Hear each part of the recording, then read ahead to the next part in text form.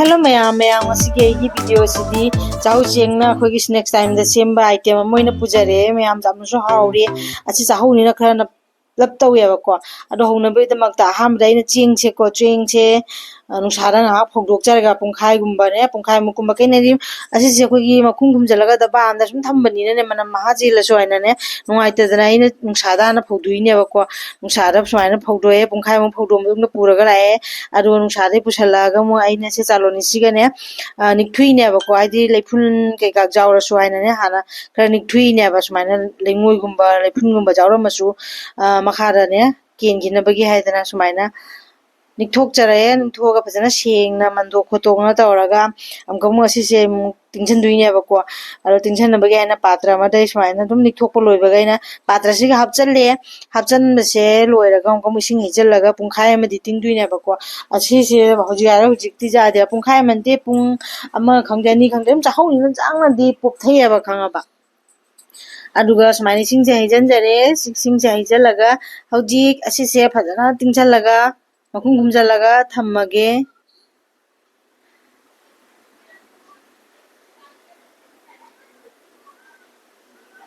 मखुम जो खुमजले मखुम जो खुमजलगा आई जो खुमजलगा थमगरे को अदो हुजी मखुम खुमबा लोयरगा आइना कोना हमको पुंग के मतुंग दैना मखुम जहांगदोगा फजना चेंग जे हमको माय मही से खतंग हिदोकी गेना मही से हिदोखरगा हमको चाम माने हेपेतंग चामदोगै मथौ ताबल चामद्रसु अदुगा आई स्माय तोना चामदोगा ग्राइंडर अम लौरगा ग्राइंडर सिगा हपचनजरे अदुगा फजना तखारगे दम जामना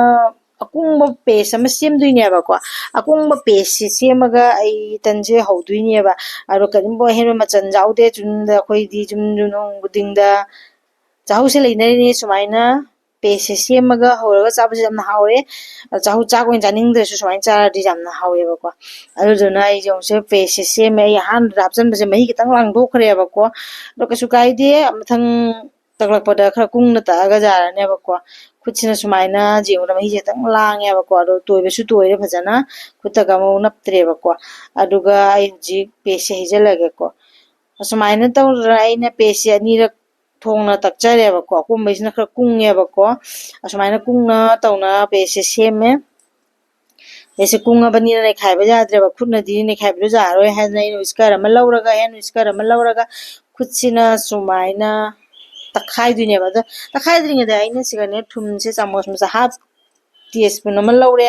अदुगा थुमसे हापचला मतुंगदा आइना से फजना खुदसिना तखाइना बेसिना तखाइरेबा फजना पेस्ट पुन्ना मिक्स होइना बगिनेबा थुमदुगी थुमदुसु दुगे सागी तखाइबा जाम जिसुने फजना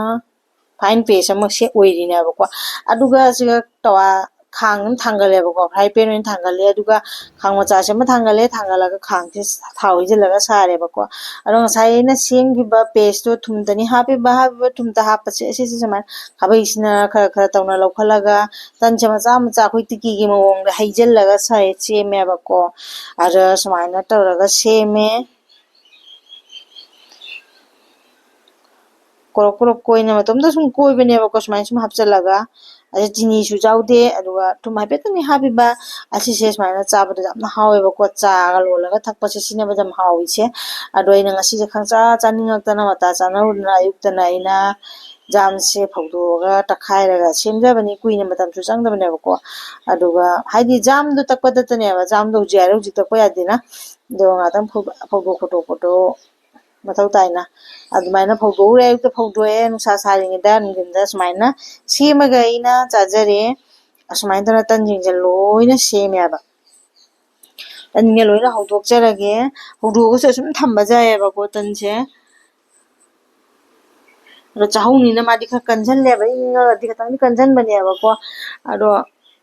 सा साना चाबा जाम हावबनी से तनसे फसु फजबनेबा सोंग सोंगबनेबा चाहौनिना मादि मई मचुसे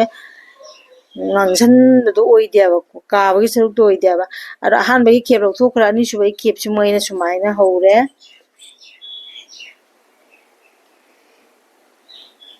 mamju sumaina chanabra natraga hainadabra haudi hawbani ko manam chauja manam chunung chiaba ko aduna idi jamna hawna chajareba ko sise horen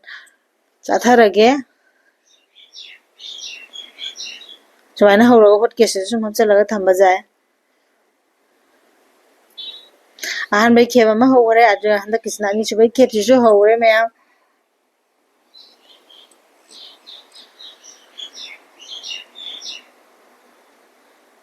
ꯆꯥꯍꯧ ꯂꯩꯅꯔꯗꯤ ꯃꯌꯥꯝ ꯄꯔꯞ ꯄꯔꯞ ꯍꯧꯔꯒ ꯁꯨꯃꯥꯏꯅ ꯆꯥꯒ ꯊꯛꯅ ꯌꯦꯡꯉꯨ ꯌꯥꯝ ꯍꯥꯎꯕꯅꯤ ꯑꯁꯤꯒ मादी पैगनी नपसनग्रनी हाइबगी केमसु लेत्रे सुम हपचनब कोरक कोरक कोइबनी टिकी दुमाइना असुमाइना हौजब तनसिंजे लोइना इना खाइदोकचरे खाइदोगा इ थंगनब दिदिओ सुमनि खक्सु खर पीरे मानबीद सुमनि पीखरे मोइ कोन खरा लेबनेको अदुगा आइसु सुमाइना लोइना हौरे सुमाइना तोना मयामसे हौजरे हौब लोइरगा चागा थक्तुइनेबको चागा थक्तुइने सिगा चासु खजे अमा लोले चिनी हपचल्ले अदुगा चा मनासु हपचनजरगे चा मनासु हपचलगा चा फोंग फोंग साबसिगा सिगी तनसिगा चाबसिदि करि हाइबरन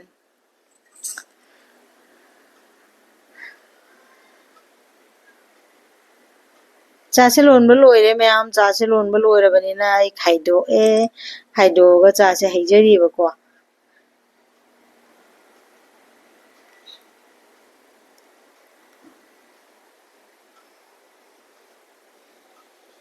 असुमाइन तौदना चाहौ तनसिगा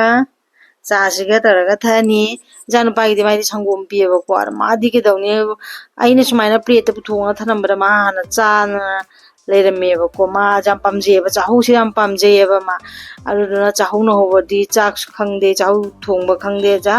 मा हैना जेबा अदुदुना माना मुसिगा वीडियो लौना लेरमे जानुपाना अजुनी मयाम अखोइ चुंगा सिसे चासे चागा लोइना नासिगी तनसे चाजरे नेक्स्ट टाइम से हमना हावरे अदो मयामसु सुमाइना चाहौसिगा तनसे हौरगा चाब्रा चादब्रा नमजु खंगन बिरो मयाम ngasiगी वीडियो सिदी अइना ngasiगी नेक्स्ट टाइम दा सेमजरगा चाजबदा दु वीडियो दो अइना मयाम दा शेयर तौजरे मयाम अदो मयाम ngasiगी सुमाइना चाहौगी तनसे हौबदा अयुक्की ब्रेकफास्ट दसु सुमाइना चाबा जायको अदुगा स्नैक्स टाइम दसु सुमाइना चाबा जाय द स्नैक्स टाइम सुमाइना चारे नुंधांगदि चाक चानिंगदबनेबको अदो अखोइगिदि ngasiदी नुंधांग चादसु जारनी अदो ngasiगिदि सुमाइना अखोइ जामना हराउना वारी वताइ सुनरगासु अखोइ स्नैक्स टाइम से सुमाइना चारे अदो वीडियो सुमा चेरमा शेयर तौजरे मयाम ngasiगी ओइनादि असिसे ओइना उच्चरे मयाम दा शेयर तौजरे वीडियो से मयाम आइगी चैनल से प्लीज लाइक शेयर सब्सक्राइब तौरगा सपोर्ट तौबिरोमु मयाम मैम हाउसु हाउरे चागासु थाए अदुगा वारिसु मैम सानारे अदुगा ngasiगी ओइनादि मतंगसे लोइसिलगे बाय आइगी चैनल से लाइक शेयर सब्सक्राइब तौरगा सपोर्ट मैम तौबिरो बाय कमेंट